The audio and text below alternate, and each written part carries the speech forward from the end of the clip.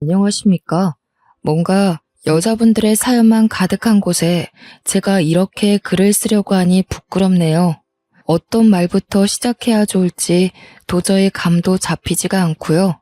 간단하게 저를 소개하자면 저는 경기도 외곽에서 주물 공장을 운영하는 아버지 밑에서 일을 배우고 있는 30대 후반 남자입니다. 생긴 게 멀끔하거나 잘생긴 게 아니라 그런지 연애도 사실 몇 번 못 해봤고 만났던 여자도 다 짧게 스쳐간 인연입니다. 용기 내서 고백을 해봐야 키도 작고 얼굴도 못생긴 남자랑 누가 만나주겠습니까?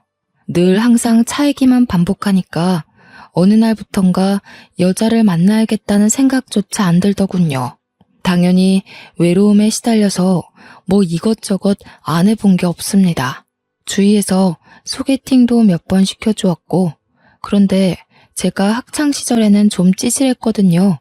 일친 친구들한테 빵 셔틀도 하고 많이 맞기도 해서 상당히 소심한 성격을 가지고 있습니다. 그러다 보니 애프터 신청도 잘 못하고 여러모로 연애하기에 좋은 스타일은 아니죠. 생긴 거에 자신이 없다 보니까 헌팅 같은 건 꿈도 못 꿨습니다. 그런 거 아시나요? 길 지나가면 제가 네 남자친구다 이러면서 저 무시하는 이야기들도 들려오고 누가 봐도 매력이 없는 남자이다 보니까 제 팔자의 결혼은커녕 여자친구도 없겠구나 하면서 포기하면서 살았습니다. 제가 중매업체도 등록해보고 했는데 이거 순 장사 속들만 내비치고 좋은 여자 소개도 안 시켜주더군요. 괜히 수백만 원 돈만 버린 거지 뭡니까. 거기다가 연결이 어찌어찌 되어봐야 죄다 돌싱해 애가 하나둘은 기본인 여자들만 나오더군요. 저는 초혼인데 말이죠. 그래서 그걸로 업체에 따지니까 제 수준에 맞는 여자가 그 정도래요. 요즘은 뭐 남자들도 성형하는 추세고 다들 하나같이 잘 꾸미고 다니는데 제 행색이 그렇지 않다고요. 꾸미는 것도 해본 사람들이나 잘하는 거지 저 같은 사람들은 꾸밀 줄도 모르는데 어떻게 합니까? 이러나 저러나 여자 한번 만나보겠다고 돈도 많이 썼지만 결국에는 제자리 걸음이죠. 동네가 좁고 한평생을 여기서 살다 보니까 옆집이건 뒷집이건 앞집이건 다 아는 사람들이거든요. 그러니 그 안에서 결혼하기도 참 쉽지 않았습니다. 이미 동네 여자애들은 죄다 결혼했거나 서울로 떠나버렸으니까요. 명절에 매번 듣던 잔소리도 어느 순간부터 들리지 않더군요. 친척들까지도 제가 결혼하지 못할 거라고 어느 순간부터 인정하기 시작한 것이었어요. 그게 참 은근 비참하고 쓸쓸하더라고요. 저는 아직 마음의 불씨가 조금은 남아있는데 주위에서 저를 포기해버리고 낙인 찍어버리니까 이도저도 안 되는 느낌이 들고요. 제가 오죽하면 술집에 가서 돈도 엄청나게 써봤습니다. 불쌍한 아가씨 하나 구해주겠다는 심산으로다가 제 옆에 딱 붙어있을 그런 여자 하나 없겠냐고 술집도 동네는 다 뒤지고 다녔어요. 근데 없더라고요. 제 옆을 지켜줄 사람 하나 없다는 게 참 제가 많은 것을 바란 것도 아닌데요. 그저 이 한 몸 따뜻하게 안아줄 여자 하나 찾는 게 이렇게나 어려운 일일 줄 상상이나 했겠습니까? 친구들은 벌써 애가 셋인 애들도 있는데 그런 친구들 볼 때마다 부러워서 친구들도 만나지 않게 되더라고요. 그렇게 어찌어찌 하루를 버텨가면서 살고 있었습니다. 매일 주물 공장에서 아버지 일을 도와 땀을 뻘뻘 흘리며 지냈죠. 돈은 수중에 많았지만 이 돈을 쓸 일이 없으니 뭐 일을 하는데 재미도 못 느끼고 있었습니다. 여자친구만 생기면 퍼다 나를 수 있는데 하는 아쉬움이 있었죠. 그러던 도중 동네에 소문 하나가 퍼다하게 나기 시작했습니다. 바로 학창시절 저를 괴롭혔던 일진 최강식이가 동네로 돌아왔다는 소문이었습니다. 강식이는 정말 힘도 세고 키도 컸던지라 동네에서 최강 포식자라고 불리우던 놈이었습니다. 저는 그놈이랑 눈도 마주치지 못할 만큼 힘없는 초식 동물이나 다름없었죠. 강식이 그놈이 고등학교를 겨우 졸업하자마자 사업을 하겠다고 서울로 올라가서 근 17년을 동네에 내려오지 않았던 놈입니다. 여기가 경기도에 속해 있긴 하지만 외곽이라 거의 시골이나 다름없거든요. 한번 서울에 간 아이들은 절대로 돌아오고 싶어 하지 않는 동네란 말이죠. 동네가 좁고 소문이 빠르게 퍼지는 만큼 강식이가 서울에서 망하고 이 동네로 쫓겨오듯 이사를 왔다는 소문이 났습니다. 사업이 망해도 얼마나 망했으면 야반도주했다는 소문까지 들리더군요. 아무리 지금은 별 볼 일 없는 놈이 됐다고 하지만 학창 시절의 트라우마는 생각보다 깊게 작용하고 있었습니다. 저는 그놈에게 뜯긴 돈도 많고 얻어맞기도 많이 해서 그런지 마주칠까봐 무서워서 동네에 돌아다니기를 피하고 있었습니다. 최대한 공장에서 집, 집에서 공장, 그렇게만 움직이고 다니다가 아버지 심부름을 하러 철물점에 외근을 나갔습니다. 원수는 외나무 다리에서 딱 만난다고 하잖아요. 물론 제가 그놈의 원수가 될 쪽도 아니긴 했지만요. 철물점에서 볼일을 보고 옆에 있는 커피집에 가서 커피를 사서 가려고 하는데 거기서 딱 마주치고 만 거죠.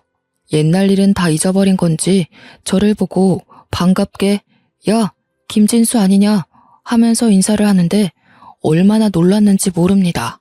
저한테는 저승사자나 다름없는 놈이었거든요.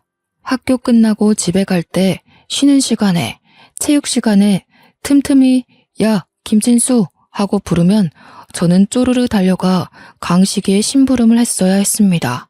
그때는 뭐 지금처럼 학교폭력위원회 같은 게 있지도 않았고 힘센 친구들이 약한 애들 괴롭히면 선생님들이 그냥 너도 힘을 키워라 하고 말았으니까요. 제 이름을 부르면서 손을 흔드는데 그때의 기억이 몰려오면서 등에 식은땀이 쫙 나더라고요. 하지만 이제 30대 후반에 접어든 나이 아니겠습니까?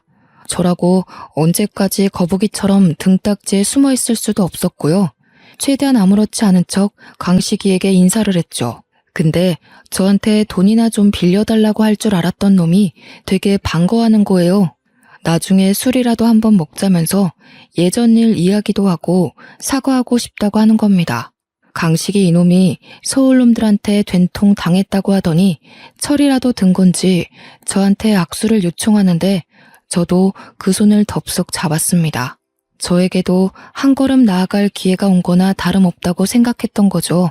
물론 술을 먹자고 하니 좀 뜨뜻미지근했지만 적어도 술값 내는 건 삥 뜯기는 게 아니니까 다행이지 않겠습니까?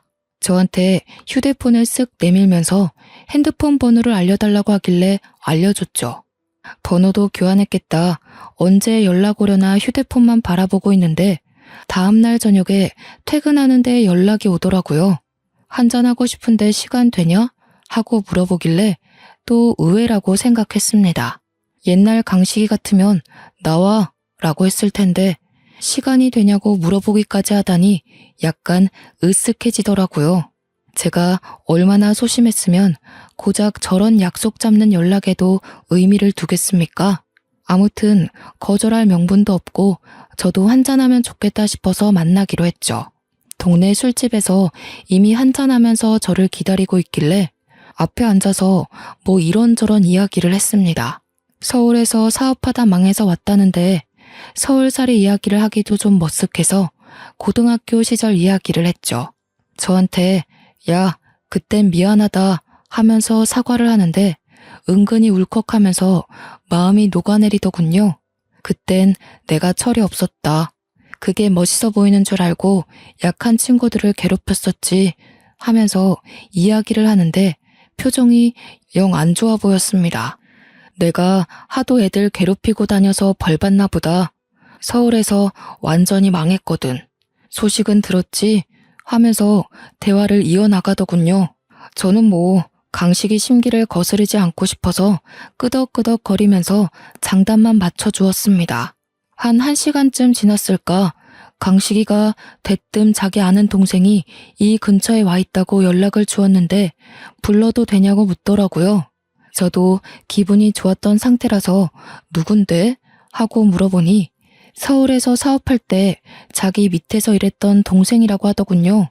별 생각 없이 그냥 알겠다, 오라고 해라 했는데 한 30분 지나서 가게로 들어오는 사람이 남자인 줄 알았더니 여자인 겁니다. 근데 상당히 예쁘고 어려 보이는 여자였어요. 평소에 워낙 여자한테 면역력이 없었던 저, 여기에 바싹 얼어 있었습니다. 그러자 강식이가 킬킬거리면서 저를 놀리더군요. 고등학교 시절에도 완전 쑥맥 찌질이었는데 아직도 그러고 있냐면서 편하게 해라 하는데 편해지나요? 그 여자애가 끽해봐야 20대 후반으로 보였는데 저를 보더니 바로 오빠야 오빠야 하면서 말을 편하게 하더군요.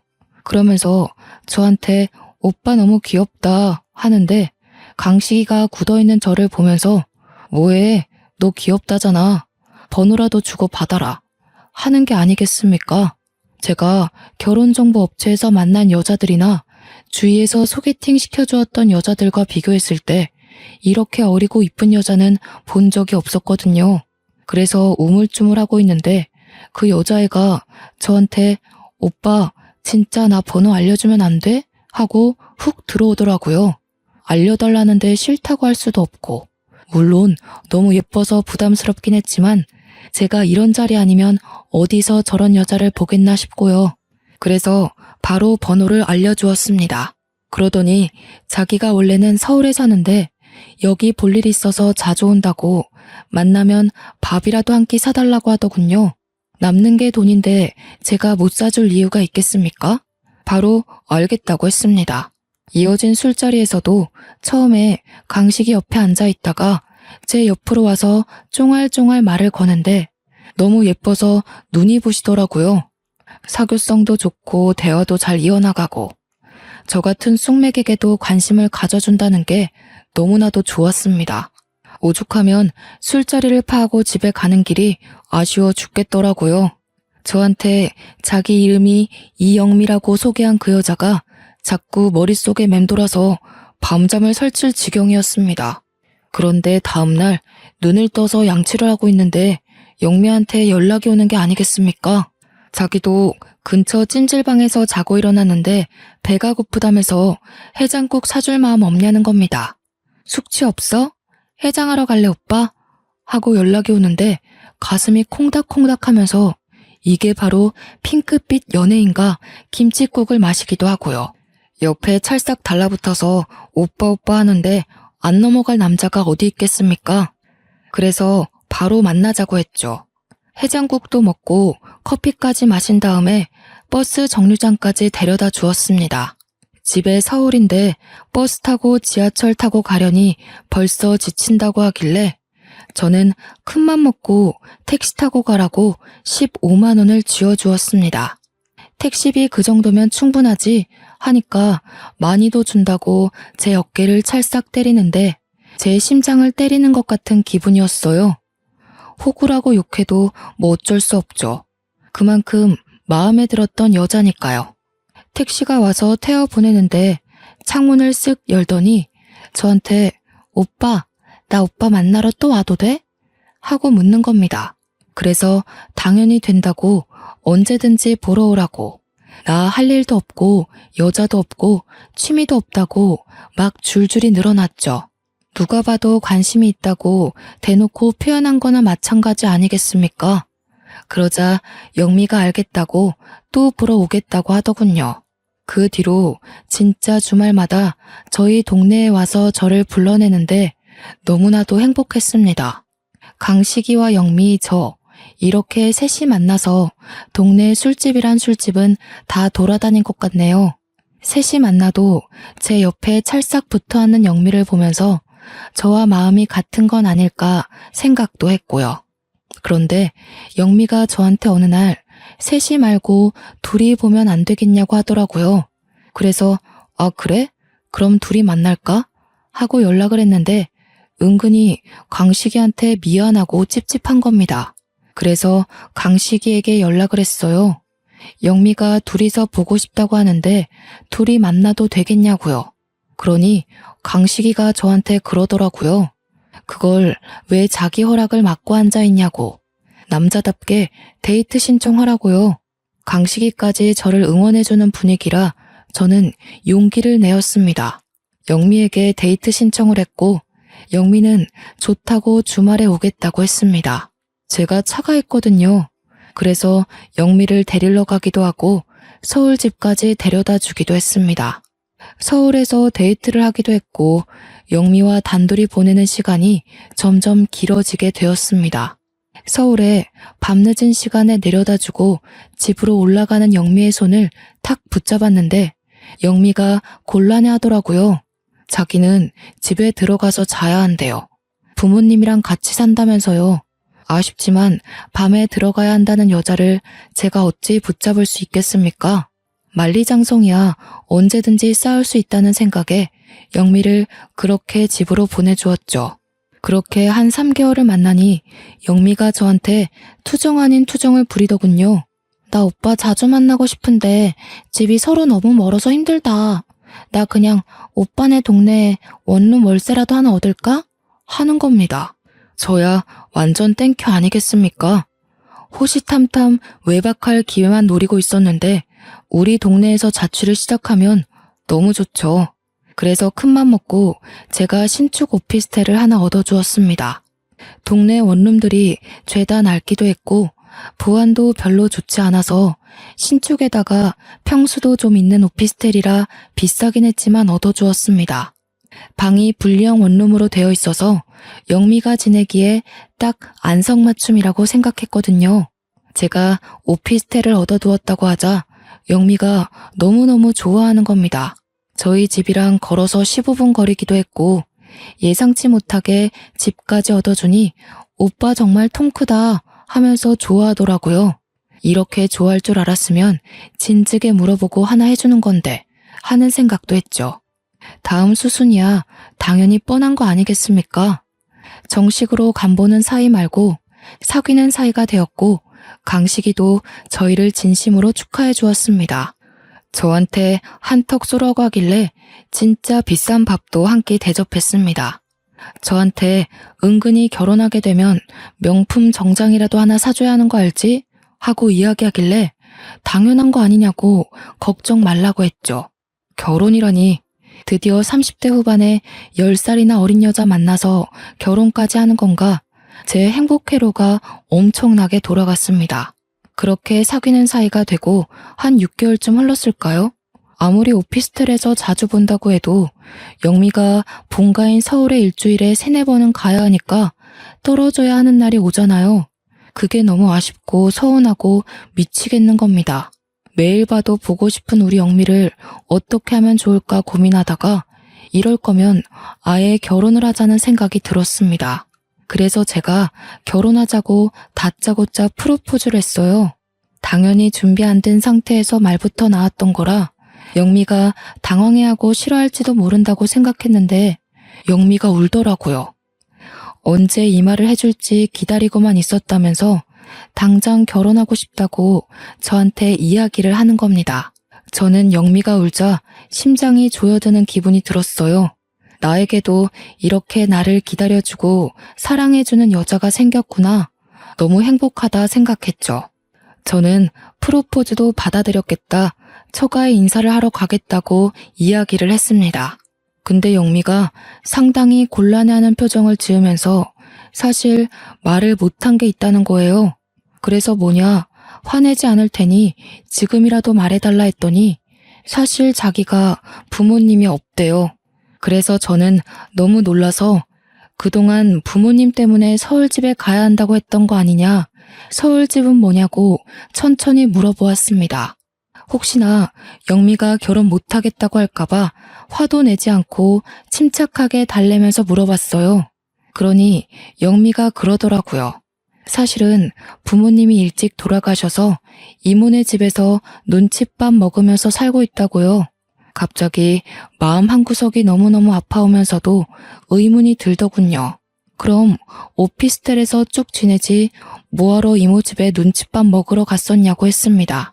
그러자 영미가 급격하게 풀이 팍 죽으면서 이모네 집이 워낙 엄격해서 그럴 수 없었다고 했습니다. 그러면서 지금 만나는 사람이 있는 것도 모르고 어차피 결혼식 한다고 해봐야 혼주석에 앉아줄 것도 아니라면서 인사하지 말자고 하더군요. 그때는 그게 이상한 거라는 생각을 전혀 못했습니다. 그저 집에서 많이 구박을 받았구나. 그래서 이모네를 빨리 탈출하고 싶구나. 어떻게든 인연을 끊고 싶구나 하는 생각만 한 거죠. 아무튼 영미에 대한 사정을 다 알게 된 이후에 저희 집으로 인사를 하러 갔습니다. 저도 어머니를 어린 시절에 일찍 여의었기 때문에 아버지와 둘이 살고 있어서 큰 부담 갖지 말라고 했습니다.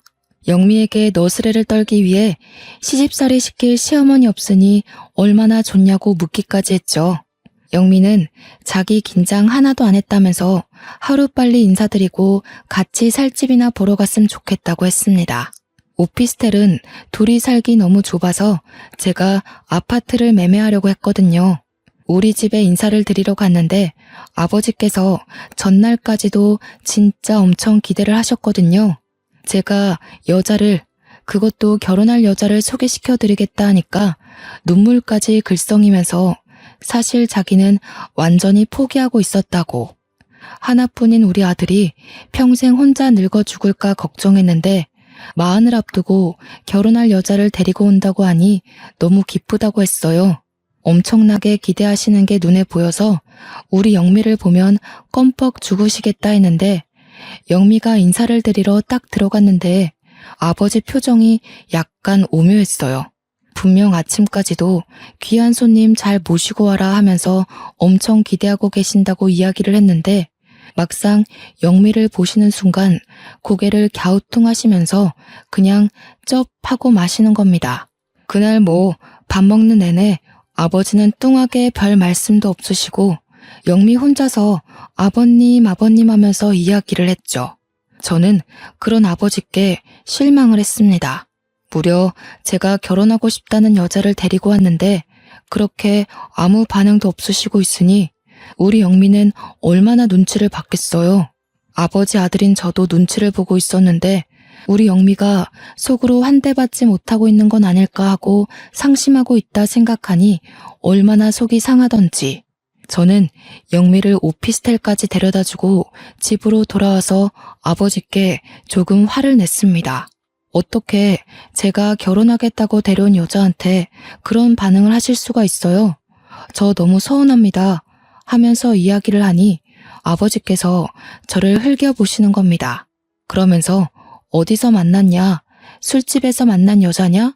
하고 물어보는데 심장이 턱 멎은 듯 했어요. 어떻게 예비 며느리한테 그런 말을 하실 수 있냐고 술집에서 만난 여자 아니라고 했죠. 물론 첫 소개는 술집에서 이뤄지긴 했지만 아버지가 말한 의미가 그 말이 아니잖아요. 그래서 강식이 소개로 만난 여자고 번듯하게 서울에서 직장 생활도 하던 사람이라고 대꾸했습니다. 아버지는 강식이가 누군지 한참 생각하시더니 저한테 어휴 속도 없는 새끼라면서 강식이가 소개해준 여자가 멀쩡하겠냐고 하더군요. 저는 아버지가 그렇게 편협한 생각을 가지며 사시는 분인지 몰랐습니다. 너는 참 보는 눈이 쥐똥만큼도 없다. 착하긴 뭐가 착한 애야? 딱 보니까 술집에서 굴러먹던 여자 같던데. 처음 보자마자 살가운 척하면서 아버님, 오빠 하는데 수상하더라. 저런 애랑 진짜로 결혼하겠다고? 저는 아버지가 저런 이야기를 하시는 게 정말 이해가 안 가고 너무나도 서운했습니다. 당연히 좋아하실 줄 알았는데 반대를 하시니까 당황스럽기까지 했고요. 저한테 아주 난리다 난리야 하는데 정말 어떻게 갈피를 잡아야 할지 모르겠더라고요. 하지만 제 인생의 영미가 아니면 두 번 다신 여자를 만날 수 없을 것 같다는 느낌이 들었고 우리 불쌍한 영미의 울타리가 되어주어야겠다고 생각했어요. 그래서 저는 아버지께 그냥 원래의 마음대로 결혼하겠다고 했습니다. 아버지가 그 말씀하신 거 후회하게 해드리겠다고 우리 영미가 얼마나 착하고 참한 아이인지 아버지께 보여드리겠다고 했죠. 제가 또 고집이 똥꼬집이라 아버지께서도 더는 별말 안 하셨습니다. 속으로는 내심 알고 계셨을 거라 생각합니다. 제가 영미 아니면 여자를 더는 못 만날 것 같다는 걸요.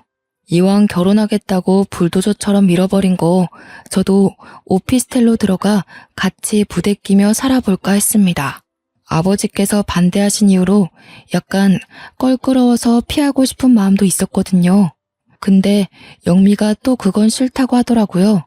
아직까지는 방구도 트고 싶지 않고 화장실 가는 소리도 들려주고 싶지 않다고요. 벌써부터 신비로움이 떨어지면 일찍 정 떨어지는 거 아니냐고 죽어도 싫다고 하길래 서운했지만 알겠다고 했습니다. 저한테 끝까지 예쁜 모습만 보여주고 싶다고 하는데 싫어할 남자가 어디 있겠나요? 영미와 저는 분주하게 보냈습니다. 틈틈이 연락 오는 강식에게도 결혼을 준비하고 있는 과정도 다 말해주고요. 식장도 잡고 옆 동네에 유명하다는 스튜디오에서 결혼식 사진까지 다 찍었고요. 메이크업 준비까지 완벽하게 했죠. 그런데 오피스텔 단기 계약이 끝나가는 시점이 오고 말았습니다.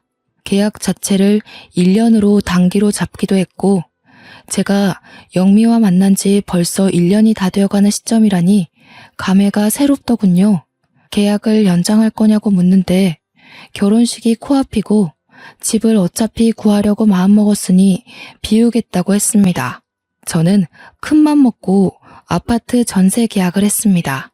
원래는 매매를 하려고 했지만 예상치 못하게 아버지께서 은근 반대를 하고 나서시는 바람에 돈이 모자라서 전세를 얻게 되었죠. 이 근방에 워낙 매매가가 저렴하긴 했지만 그래도 대출을 받아서 허덕이고 싶은 마음은 없어서 그동안 모아두었던 적금을 깨부셨습니다. 그러고 나니 전세 가격 정도는 너끈히 해결할 수 있는 돈이 생기더라고요. 영미에게도 계약한 집을 보여주니 눈물을 흘리더군요. 이렇게 큰 아파트에서 살게 될 줄 꿈에도 몰랐다고 하면서 평생 소원이 아파트에 사는 것이었대요. 우리 영미 꿈이 참 소박하기도 하지. 고작 아파트에서 사는 게 꿈이라뇨. 우리 신혼집을 한바탕 자랑하고 난 다음 영미의 짐을 그쪽으로 옮기라고 전해주었습니다. 당연히 너무 좋다고 난리난 와중에 저한테 집 명의는 누구 명의로 했냐고 슬쩍 물어보더군요. 그래서 전세라서 누구 명의든 상관없지 않냐고 단문하니 고개를 끄덕이더군요. 약간 서운해하는 눈치라 제가 웃으면서 2년 뒤에 매매할 때는 공동 명의로 해주겠다고 하니까 활짝 웃었습니다. 저는 그런 영미의 얼굴을 보고 전세 계약을 하러 돌아다닌 시간이 아깝지 않다고 생각했죠. 이제 부부가 되고 2년을 더 살다 보면 매매 계약할 때 공동명의 못 해줄 이유가 있겠습니까? 더 좋아져서 아예 우리 영미 이름으로 집을 사주고 싶어질지도 모르는 거죠. 영미는 저한테 2년 뒤에 집을 살 수 있는 거냐고 물었고 저는 전세 계약이 끝나면 돈이 어느 정도 모아질 거고 그럼 가능할 거라고 했습니다. 이모네 집에서 눈칫밥을 먹으며 살았던 기억이 있어서 그런 건지 자기 집에 대한 욕심을 좀 부리더군요. 저한테 찝찝거리는데 너무 마음이 아팠습니다. 그 뒤로 영미와 저는 오피스텔에서 작은 짐부터 하나둘 옮기기 시작했습니다. 영미가 혼자서도 충분히 할 수 있다고 했지만 곱디고 온 우리 신부 손을 힘들게 해서야 되겠습니까? 제가 열심히 영미와 함께 짐을 날랐고 큰 짐만 남겨두고 있었던 상황이었습니다. 큰 짐은 제가 천천히 옮겨주겠다고 했더니 영미가 자기가 옮겨도 된다고 하더라고요. 작은 용달차 하나 불러서 옮기면 된다고 하길래 일단 알겠다고 했죠. 제가 아버지 주물 공장에서 일을 하고 있지 않겠습니까? 주물 공장에서 주물틀을 만들면 그걸 전국 각지로 보내는데 그때 저희가 용달차를 이용합니다. 저희 집 물건을 배송해다 주시는 형님이 한 분 계셔요. 그 형님이 최근에 마누라가 무슨 투자를 잘못하는 바람에 빚이 조금 생겼다는 이야기를 들었었거든요. 아버지께서 워낙 자기 사람을 아끼시고 돈 쓰는 걸 아까워하지 않아서 급한 빚을 대충 갚아주셨다는 이야기도 들었죠. 그래도 여전히 갚아야 할 것들이 남아있어서 요즘 생활이 힘들다는 이야기를 건너 들었습니다. 저는 그 형님에게 바로 전화를 했어요. 우리 예비 마누라 짐 옮기는 거 용달차로 도와주시면 일당 두둑하게 챙겨드리겠습니다. 하니까 좋다고 하시더라고요. 요즘 근데 아버지 덕에 일이 많이 늘어서 너무 바쁘다고 혹시 빈 시간이 내일 밤밖에 없는데 괜찮겠냐고 했어요. 때마침 다음날 저녁에 우리 영미가 이모 집으로 가는 날이라 저는 괜찮다고 했습니다. 영미가 요즘은 횟수가 많이 줄어들긴 했지만 그래도 이모 집에 2, 3주에 한 번씩은 가고 있었거든요. 영미 혼자 고생하는 것 같아서 정말 마음 아팠습니다. 눈칫밥 먹는 이모 집에 혼자 가서 뭘 하고 있을지, 제가 인사를 드리러 가겠다고 해도 말리는 걸 보면 정말 보통 분들은 아니신 것 같은데 말이죠. 차라리 잘 됐다 생각하고 영미가 없는 동안 집을 말끔히 비워두어야겠다고 결심했습니다. 다음날 밤에 형님이랑 같이 오피스텔에 도착했는데 분명 꺼져 있어야 할 영미 집 층수에 불이 들어와 있더라고요. 뭐지, 불을 켜놓고 이모 집에 갔나 싶어서 조심스럽게 도어락 비밀번호를 누르고 들어갔습니다. 분명 영미가 없는 것도 알고 제가 해준 집임에도 불구하고 이상하게 발걸음 소리내는 게 싫어서 조용하게 들어갔습니다. 아마 누가 보면 도둑이라고 생각했을지도 모르겠네요. 분리형 원룸이라 거실과 벽이 살짝 막혀있는 구조였는데 거실에 분명 아무도 없는데 안쪽에서 소리가 나더라고요. 평형이 아무리 커봐야 원룸이니 소리도 다 들리고요. 남자와 여자가 대화를 나누고 있는데 형님에게 쉿 하고 손짓을 하니 형님도 침만 꿀꺽 삼키시더라고요. 목소리를 집중해서 들어보니 영미와 강식이가 아니겠습니까? 저는 저 둘이 왜 오피스텔에 이 야심한 밤 시간에 같이 있는 건지 이해가 안 갔죠. 아무리 서울에서 사장님과 직원은 사이라고 해도 영미는 분명 이모네 집에 간다고 하지 않았습니까? 저한테 거짓말을 치고 둘이 만나야 할 사정이 뭐가 있단 말입니까? 형님도 저의 혼란스러움을 눈치챘는지 가만히 있으셨어요. 그런데 그 둘의 대화를 집중해서 들어보니 정말 제 인생에 이런 뒤통수가 있을 수 있나 싶을 정도로 충격적인 말들이 오가는 게 아니겠습니까? 저는 눈앞이 핑 돌아서 쓰러질 것 같은 몸을 가까스로 힘을 주어 서 있었습니다. 야, 전세를 네 명의로 해달라고 하고 전세금을 들고 튀면 되는 일인데 무슨 매매까지 간다고 귀찮게 그래? 2년만 기다리면 공동명의로 매매를 해준다는데 당연히 그게 나은 거 아니야? 야, 이 멍청한 거사. 공동명의면 팔 때 둘 다 동의해야 팔 수 있는 거 몰라? 너 혼자서 꿀꺽이 안 된다고. 지금 전세 얻은 그 집도 이 동네에서 제일 비싼 집이야. 알아? 평수가 크긴 크더라. 얼마짜리 집인데? 4억짜리 집이라고. 4억. 그러니까 전세금을 빼서 들고 튀면 된다니까? 4억이면 우리 빚 다 갚지. 아니, 오빠는 그걸 왜 지금 말해? 혼인신고하자는 소리는 안 하지? 그거 하자고 하면 큰일인데. 아직 등본 같은 것도 안 떼본 거 확실하지?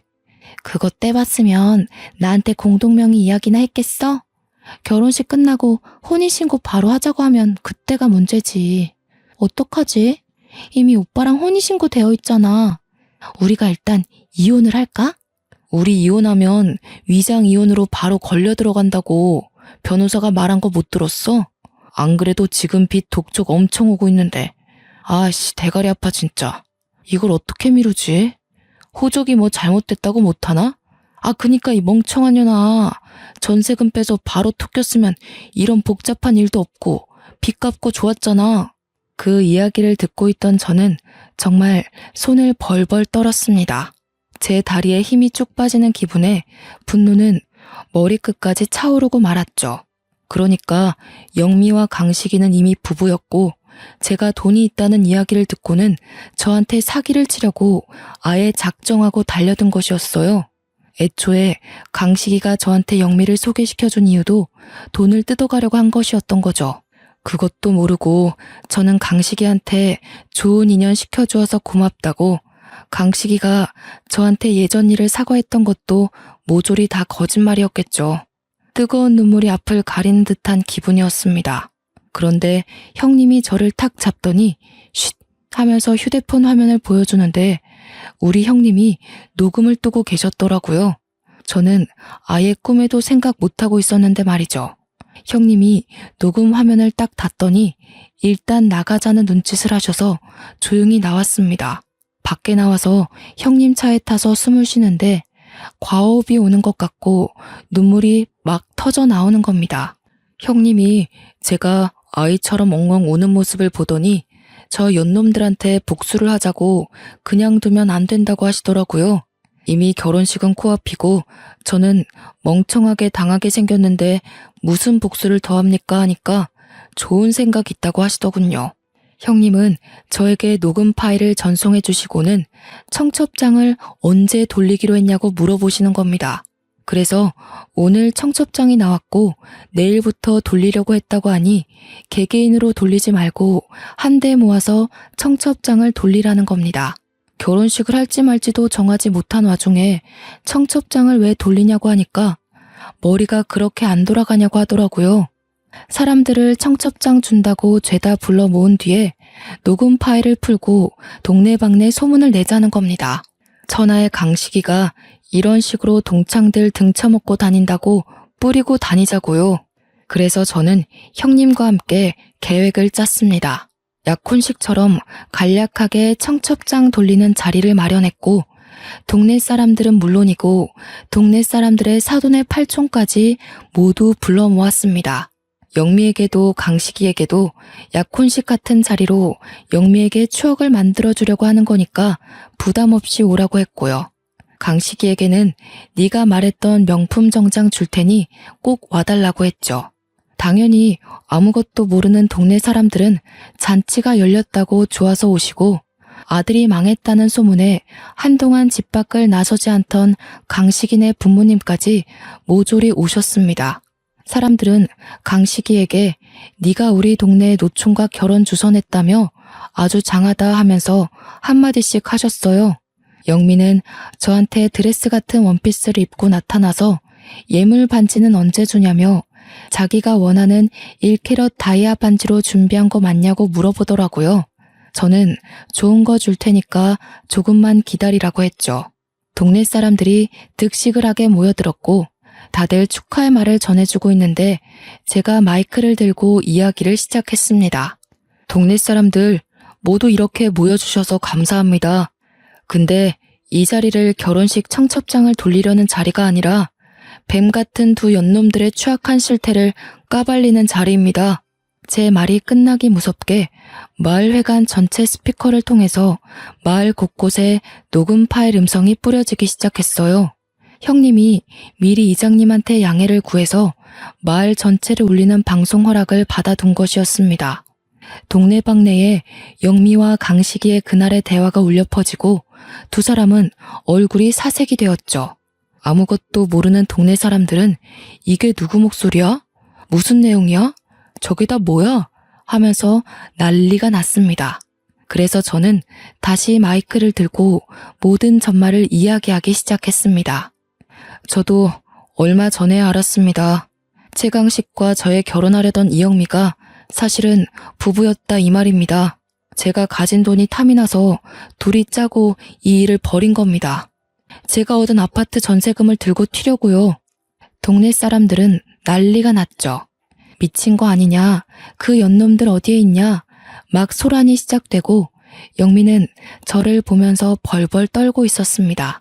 강식이도 지 부모 옆에서 얼굴이 새파랗게 질렸는데 마을 사람 중 누가 강식이 부모님을 발견한 것입니다.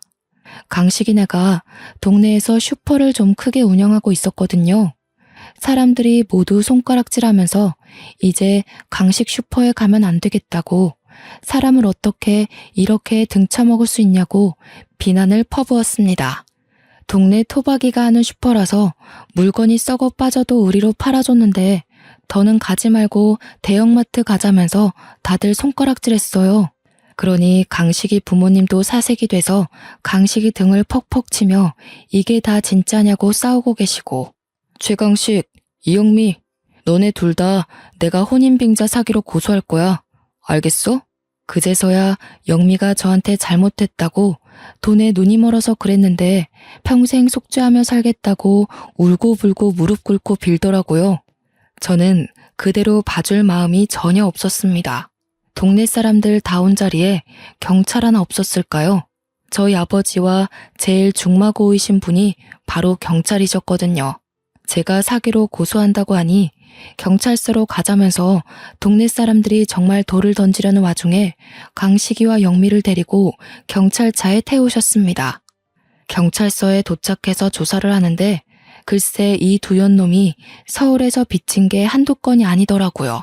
그 와중에 사기 전과도 있고 진행 중인 소송도 있었고요. 소송에 걸려서 경찰서 와서 수사를 받아야 하는 와중에 이 시골 마을로 잠수를 탄 것이었고 결국 지명수배까지 내려진 상태였습니다. 그래서 경찰서에서 조사를 받던 와중 바로 구속이 되어버렸습니다. 저도 당연히 혼인빙자 사기를 바로 걸어버렸으니 빼도 박도 못하는 신세가 되어버렸죠. 영미의 서울 이모 집도 당연히 거짓말이었습니다. 거기가 알고 보니 이 두 연놈들이 몰래 얻었던 아지트였던 것입니다. 서울에서 근근히 사기치고 다니면서 숨어 지내던 아지트요. 이 동네에서 둘이 같이 있다가 저한테 걸리기라도 하면 안 되는데 서울 그 집에서 미래를 즐기고 있었던 것입니다. 그래서 저도 못 오게 한 거고 인사도 못 가게 한 거였죠. 이모는커녕 가족이라고는 남편인 최강식밖에 없는 여자였던 것이었죠. 저는 당연히 소송 진행했고 꼬박 10개월이 흐른 뒤에 승소를 했습니다. 그리고 바로 민사소송도 걸어버렸죠. 정신적인 위자료 청구까지 완벽하게 해버렸습니다. 최강식이는 죄질 나쁘다는 이유로 거기다가 잠수를 타고 숨어버린 괘씸죄까지 더해져 법정 구속을 당했습니다. 지금은 감방에서 죄수들과 행복하게 지내고 있을지 더러운 꼴 당하고 있을지 모르겠네요. 영미는 유치장 신세까지는 피했지만 빚을 다 떠안았다고 하더군요. 저한테 울고불고 찾아와서 뻔뻔하게 한 번만 도와달라고 했지만 저는 그런 영미의 뺨을 내리쳤습니다. 결국 어디 식당에서 하루 종일 설거지하면서 빚쟁이들한테 시달리고 있다는 소식이 들리더군요. 날이 추워지니 옆구리도 쌀쌀하지만 저는 평생 여자는 쳐다도 안 보고 살기로 했습니다. 제가 결국 아버지께 진심으로 사과드리자 아버지도 저를 다시 토닥여 주셨고요. 이번 일을 기회 삼아 오히려 더 당당해지자고 마음먹었습니다. 지금은 주물회사 경영권을 물려받아 누구보다 일을 열심히 하고 있습니다. 그냥 혼자 살 운명임을 받아들이고 열심히 살도록 하겠습니다. 제 이야기 어떠셨나요? 제가 너무 흥분해서 이야기를 한 건 아닌가 싶네요. 재미있게 들어주셨다면 추천 한번 눌러주세요. 감사합니다.